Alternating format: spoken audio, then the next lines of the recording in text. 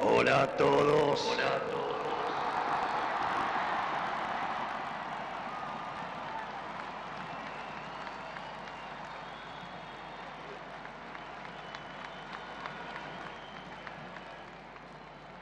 Señores ministros de la Corte, señores gobernadores, señores diputados y senadores nacionales, presidentes y dignatarios extranjeros, argentinos.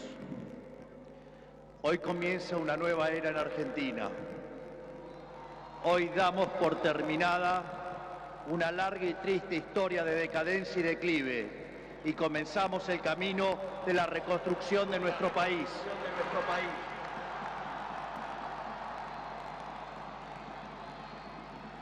Los argentinos, de manera contundente, han expresado una voluntad de cambio que ya no tiene retorno. No hay vuelta atrás. Hoy enterramos décadas de fracaso, peleas intestinas y disputas sin sentido. Peleas que lo único que han logrado es destruir nuestro querido país y dejarnos en la ruina.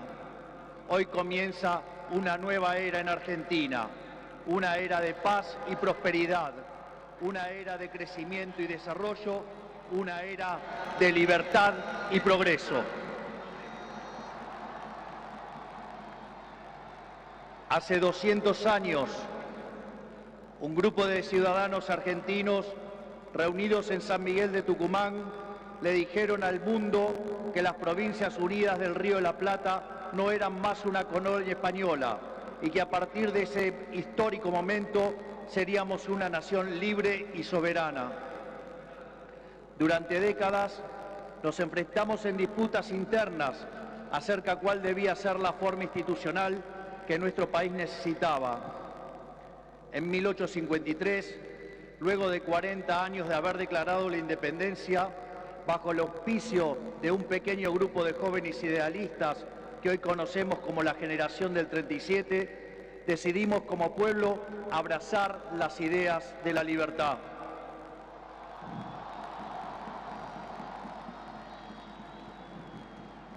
Así, se sancionó una constitución liberal con el objetivo de asegurar los beneficios de la libertad para nosotros, para nuestra posteridad y para todos los hombres del mundo que quieran habitar el suelo argentino. Lo que vino después de la sanción de esa constitución de fuerte raigambre liberal fue la expansión económica más impresionante de nuestra historia. De ser un país de bárbaros enfrascados en una guerra sin cuartel, pasamos a ser la primer potencia mundial. Para principios del siglo XX éramos el faro de luz de Occidente. Nuestras costas recibían con brazos abiertos a millones de inmigrantes que se escapaban de una Europa devastada en búsqueda de un horizonte de progreso.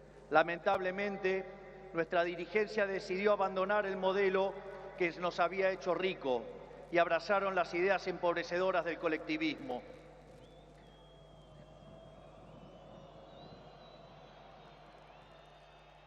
Durante más de 100 años, los políticos han insistido en defender un modelo que lo único que genera es pobreza, estancamiento y miseria.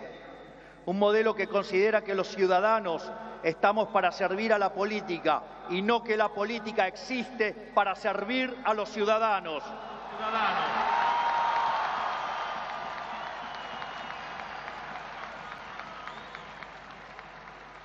Un modelo que considera que la tarea de un político es dirigir la vida de los individuos en todos los ámbitos y esferas posibles. Un modelo que considera al Estado como un botín de guerra que hay que repartir entre los amigos. Señores, ese modelo ha fracasado. Ha fracasado en todo el mundo, pero en especial ha fracasado en nuestro país. Así como la caída del muro de Berlín marcó el final de una época trágica para el mundo, estas elecciones han marcado el punto de quiebre de nuestra historia.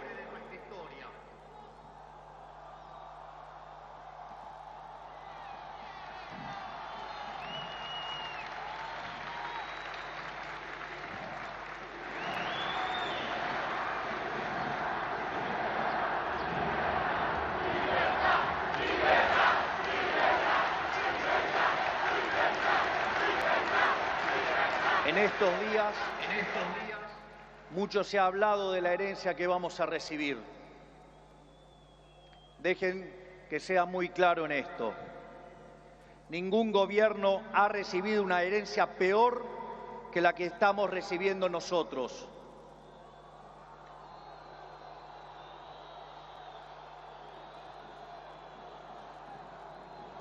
El kirchnerismo, que en sus inicios se jactaba de tener superávit gemelos, esto es, superávit fiscal y externo, hoy nos deja déficit gemelos por 17% del PBI.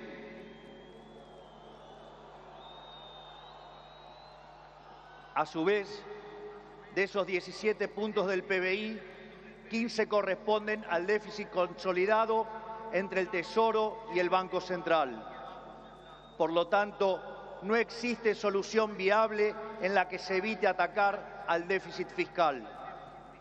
Al mismo tiempo, de esos 15 puntos de déficit fiscal, 5 corresponden al Tesoro Nacional y 10 al Banco Central, por lo que la solución implica, por un lado, un ajuste fiscal en el sector público nacional de 5 puntos del PBI, que a diferencia del pasado, caerá casi totalmente sobre el Estado y no sobre el sector privado.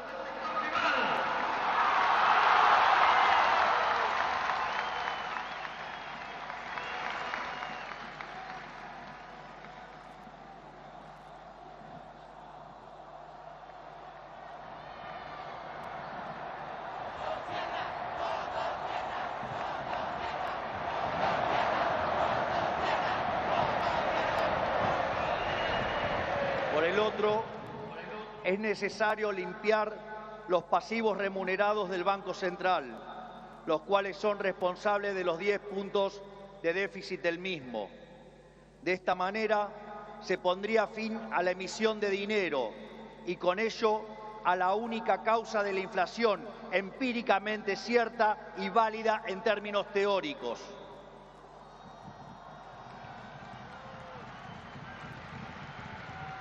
Sin embargo, dado que la política monetaria actúa con un rezago que oscila entre 18 a 24 meses, aun cuando hoy dejemos de emitir dinero, seguiremos pagando los costos del desmadre monetario del gobierno saliente.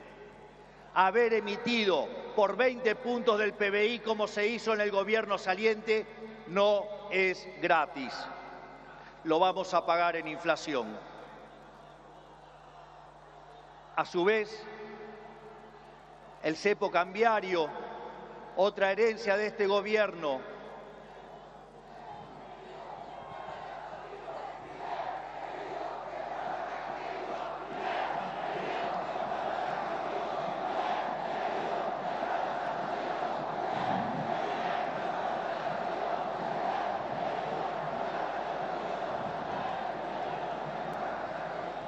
a su vez, el cepo cambiario, otra herencia de este gobierno, no solo constituye una pesadilla social y productiva, porque implica altas tasas de interés, bajo nivel de actividad, escaso nivel de empleo formal y salarios reales miserables que impulsan el aumento de pobres e indigentes, sino que además el sobrante de dinero en la economía hoy es el doble que había en la previa del Rodrigazo.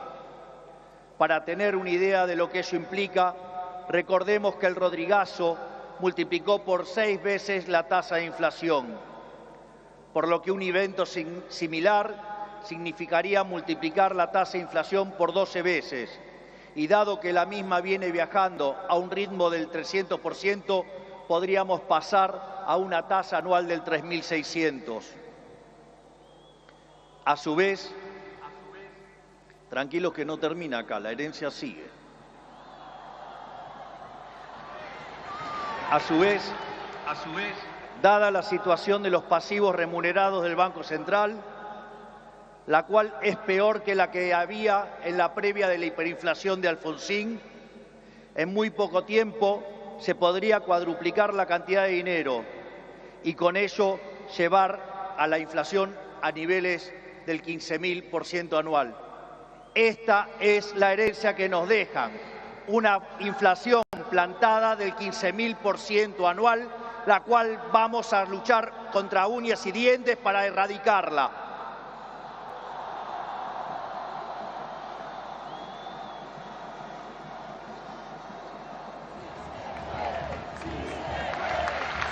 Es más, este número, que parece un disparate, quiero que sepan que implica una inflación del 52% mensual, mientras que hoy mismo ya viaja a un ritmo, de acuerdo a estimaciones privadas, que oscilan entre el 20 y el 40% mensual para los meses entre diciembre y febrero. Esto es, el gobierno saliente nos ha dejado plantada una hiperinflación y es nuestra máxima prioridad hacer todos los esfuerzos posibles para evitar semejante catástrofe que llevaría a la pobreza por encima del 90% y la indigencia por encima del 50%. En consecuencia, no hay solución alternativa al ajuste. Por otra parte, la herencia no termina ahí, ya que los desequilibrios en tarifas son soles equiparables al desastre que dejó el kirchnerismo en el año 2015. En el plano cambiario, la brecha oscila entre el 150 y 200%, niveles también similares a los que teníamos en el Rodrigazo. A su vez, la deuda con importadores supera los 30.000 millones de dólares y las utilidades retenidas a las empresas extranjeras alcanzan los 10.000 millones de dólares. La deuda del Banco Central e YPF suman 25.000 millones de dólares y la deuda del Tesoro pendiente suma unos 35.000 millones de dólares adicionales. Esto es, la bomba en términos de deuda asciende a 100.000 millones de dólares que habrá que sumar a los cerca de 420.000 millones de dólares de deuda ya existente. Naturalmente, a estos problemas hay que sumarle también los vencimientos de deuda de este año, donde los vencimientos de deudas en pesos son equivalentes a 90.000 millones de dólares y 25.000 millones de dólares en moneda extranjera con organismos multilaterales de crédito. Sin embargo, con mercados financieros cerrados y el acuerdo con el FMI caído por los brutales incumplimientos del gobierno saliente, el rollover de deuda es por demás desafiante aún para el mítico cíclope. Como si todo esto fuera poco, esto transcurre en una economía que no crece desde el año 2011. Y en línea a lo anterior, el empleo formal en el sector privado se mantiene estancado en 6 millones de puestos de trabajo, llegando a la locura que el mismo es superado en un 33% por el empleo informal. Por ello, no debería sorprender a nadie que los salarios reales se hayan destruido, ubicado en torno a los $300 mensuales, los cuales no solo son 6 veces inferiores a los de la convertibilidad, sino que de haberse mantenido la tendencia de aquellos años, o como lo decían ellos, el maldito neoliberalismo, hoy oscilarían entre 3.000 y 3.500 dólares por mes. Nos han arruinado la vida, nos han hecho caer por 10 veces nuestros salarios. Por lo tanto, tampoco nos debería sorprender que el populismo nos esté dejando 45% de pobres y 10% de indigentes. Luego de dicho cuadro de situación, que a todas luces parece irremontable, debe quedar claro que no hay alternativa posible al ajuste. Tampoco hay lugar a la discusión entre shock y gradualismo. En primer lugar, porque desde el punto de vista empírico, todos los programas gradualistas terminaron mal, mientras que todos los programas de shock, salvo el de 1959, fueron exitosos. En segundo lugar, porque desde el punto de vista teórico, si un país carece de reputación, como lamentablemente es el caso de Argentina, los empresarios no invertirán hasta que vean el ajuste fiscal, haciendo que el mismo sea recesivo.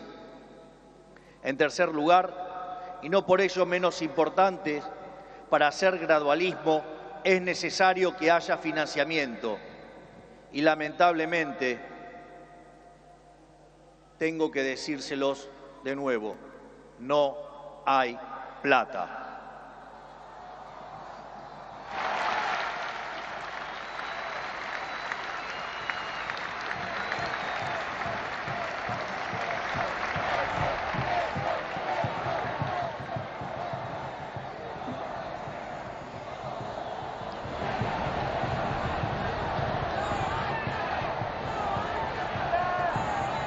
Por ende, la conclusión es que no hay alternativa al ajuste y no hay alternativa al shock. Naturalmente, eso impactará de modo negativo sobre el nivel de actividad, el empleo, los salarios reales, la cantidad de pobres e indigentes.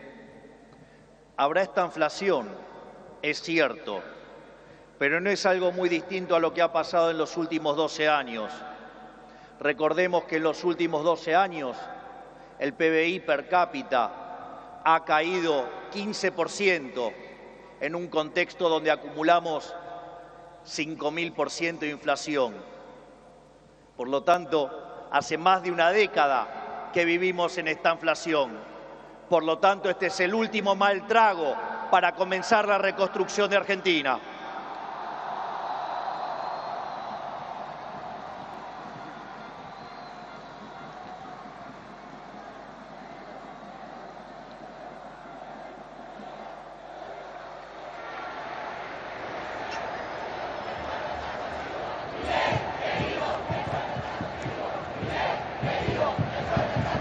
A su vez, luego del reacomodamiento macro que vamos a impulsar, el cual será menos doloroso cuanto mayor sea la caída del riesgo país y cuanto mejor sea nuestra contención desde el Ministerio de Capital Humano, la situación comenzará a mejorar. Esto es, habrá luz al final del camino.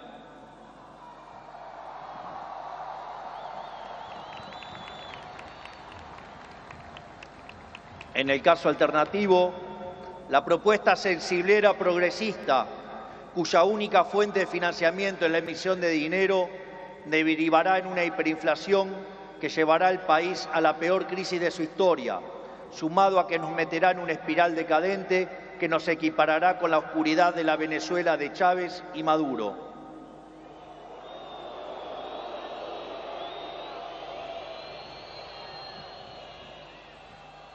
Por lo tanto, luego de semejante cuadro de situación, no pueden quedar dudas que la única oposición posible es el ajuste, un ajuste ordenado y que caiga con toda su fuerza sobre el Estado y no sobre el sector privado.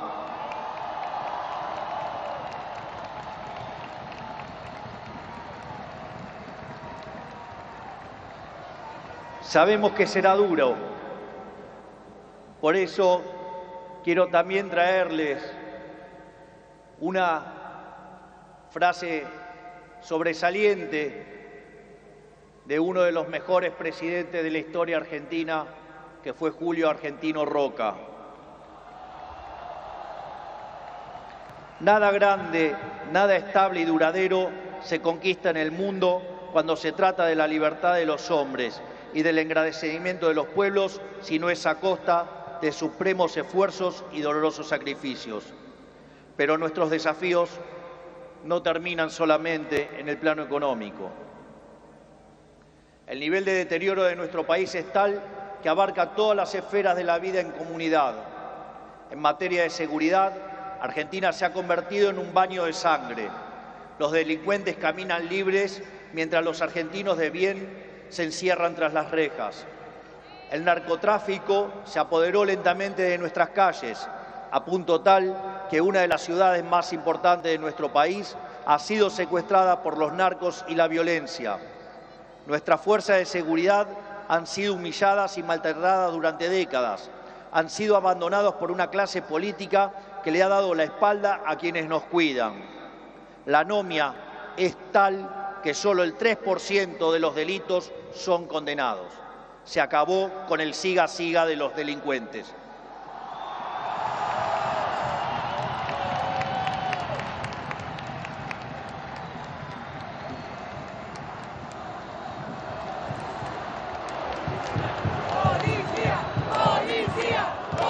materia social, estamos recibiendo un país donde la mitad de la población es pobre, con el tejido social completamente roto.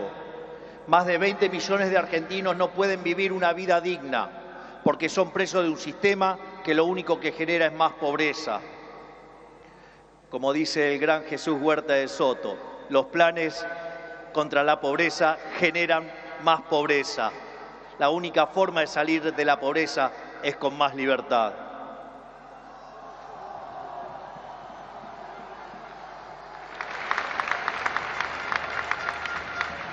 Al mismo tiempo, 6 millones de chicos hoy a la noche se irán a dormir con hambre, que caminan descalzos por la calle y otros que cayeron en la droga. Lo mismo ocurre en materia educativa. Para que tengan idea del deterioro que vivimos, solo el 16% de nuestros chicos se reciben en tiempo y forma en la escuela. Solo el 16%. Solo 16 de cada 100. Es decir, que el 84% de nuestros chicos no termina la escuela en tiempo y forma. A su vez, el 70% de los chicos que sí terminan la escuela no pueden resolver un problema de matemática básica o comprender un texto. De hecho, en las últimas evaluaciones PISA, la Argentina se encuentra en el puesto 66 de 81 y séptima en América Latina, siendo que Argentina fue el primer país en terminar con el alfabetismo en el mundo. Si se levantara Sarmiento y viera qué hicieron de la educación.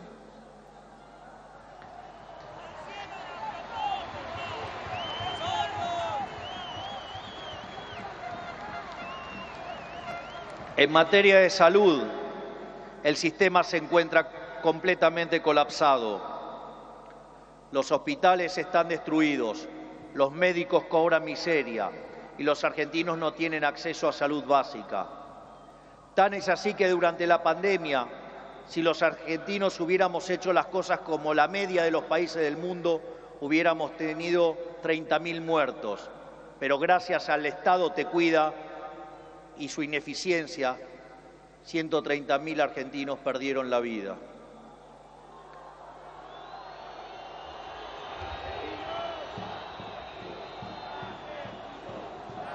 Ese es el estado presente del que los políticos tanto hablan, argumento que utilizan para justificar el aumento descomunal del gasto público que solo los beneficia a ellos.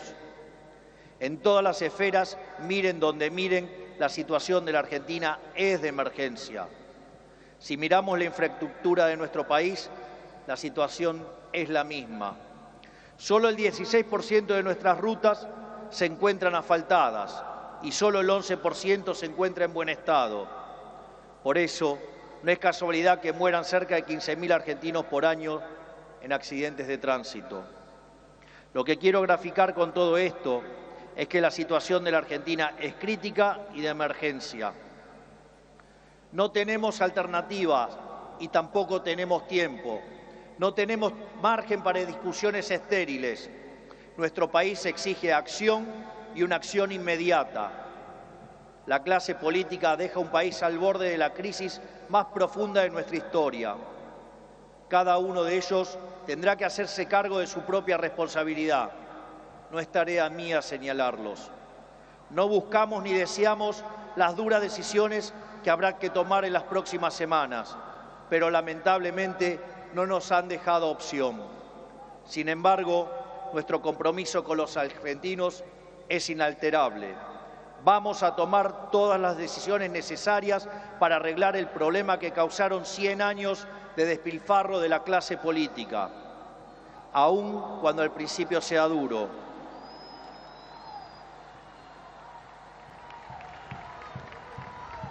Sabemos que de corto plazo la situación empeorará, pero luego veremos los frutos de nuestro esfuerzo, habiendo creado las bases de un crecimiento sólido y sostenible en el tiempo.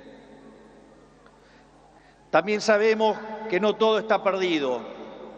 Los desafíos que tenemos son enormes, pero también lo es nuestra capacidad para superarlos. No va a ser fácil, 100 años de fracaso no se deshacen en un día, pero un día empieza y hoy es ese día.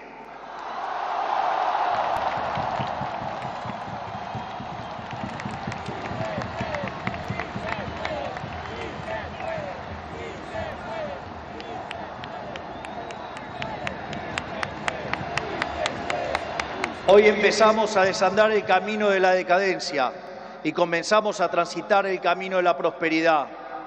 Tenemos todos para ser el país que siempre soñamos. Tenemos los recursos, tenemos la gente, tenemos la creatividad y, mucho más importante, tenemos la resiliencia para salir adelante. Hoy volvemos a abrazar las ideas de la libertad, esas ideas que se resumen en la definición del liberalismo de nuestro máximo prócer de las ideas de la libertad, el profesor Alberto Venegas Lynch, hijo, que dice: el liberalismo es el respeto irrestricto del proyecto de vida del prójimo, basado en el principio de no agresión, en defensa del derecho a la vida, a la libertad y a la propiedad, cuyas instituciones fundamentales son la propiedad privada, los mercados libres de intervención estatal, la libre competencia, la división del trabajo y la cooperación social. En esa frase de 57 palabras está resumida la esencia del nuevo contrato social que eligieron los argentinos.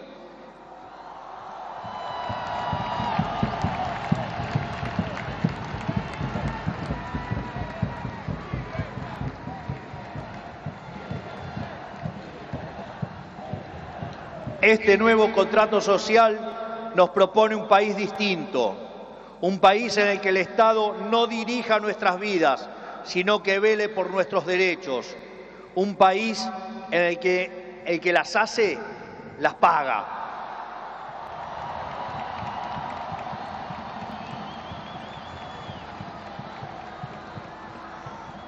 Un país en el que quien corta la calle violando los derechos de sus conciudadanos no recibe la asistencia de la sociedad. Puesto en otros términos, el que corta no cobra.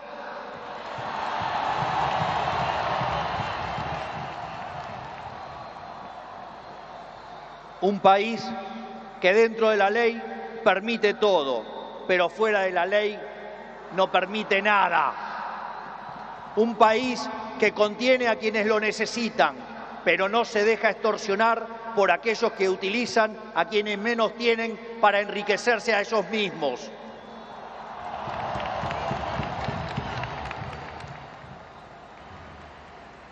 En cuanto a la clase política argentina, quiero decirles que no venimos a perseguir a nadie, no venimos a saldar viejas vendetas, ni a discutir espacio de poder.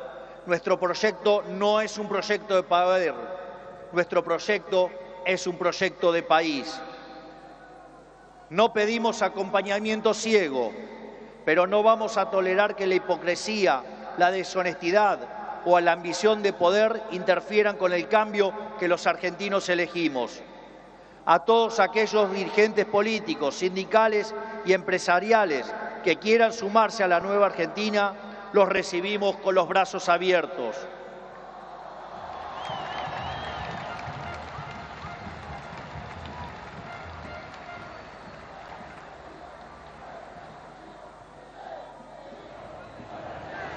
Así, no importa de dónde venga, no importa qué hayan hecho antes, lo único que importa es hacia dónde quieren ir. Aquellos que quieren utilizar la violencia o la extorsión para obstaculizar el cambio, les decimos que se van a encontrar con un presidente de convicciones inamovibles, que utilizará todos los resortes del Estado para avanzar en los cambios que nuestro país necesita. No vamos a claudicar, no vamos a retroceder, no nos vamos a rendir. Vamos a avanzar con los cambios que el país necesita, porque estamos seguros que abrazar las ideas de la libertad es la única manera en la que podremos salir del pozo en el que nos han metido.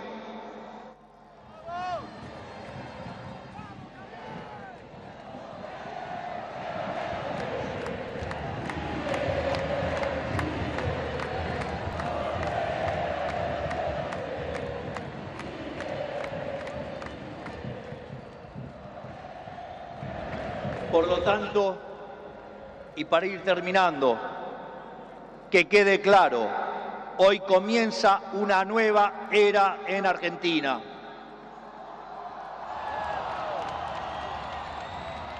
El desafío que tenemos por delante es titánico, pero la verdadera fortaleza de un pueblo se mide en cómo enfrenta los desafíos cuando se presentan. Y cada vez que creemos que nuestra capacidad para superar esos desafíos ha sido alcanzada, miramos al cielo y recordamos que esa capacidad bien podría ser ilimitada. El desafío es enorme, pero lo afrontaremos con convicción, trabajaremos sin descanso y llegaremos a destino. No es casualidad que esta inauguración presidencial ocurra durante la fiesta de Hanukkah, la fiesta de la luz, ya que la misma celebra la verdadera esencia de la libertad. La guerra de los macabeos es el símbolo del triunfo de los débiles por sobre los poderosos, de los pocos por sobre los muchos, de la luz por sobre la oscuridad y sobre todas las cosas, de la verdad por sobre la mentira. Porque ustedes saben que prefiero decirles una verdad incómoda antes que una mentira confortable.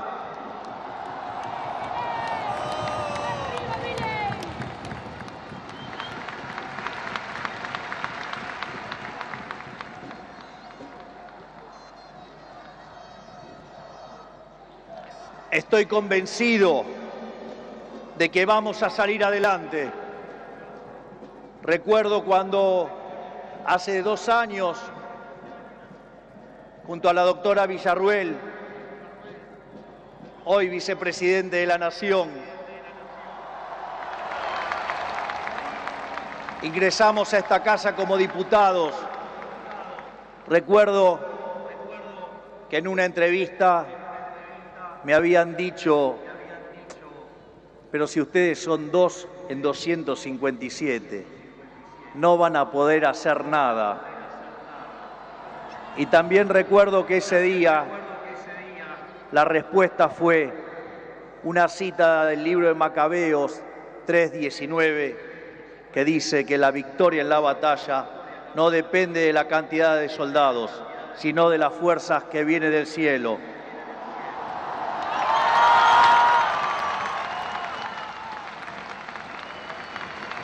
Por lo tanto, Dios bendiga a los argentinos y que las fuerzas del cielo nos acompañen en este desafío. Muchas gracias. Será difícil, pero lo vamos a lograr. ¡Viva la libertad, carajo! ¡Viva la libertad, carajo! ¡Viva la libertad, carajo! Conforme a ponerse de pie que vamos a salir. Por el artículo 75.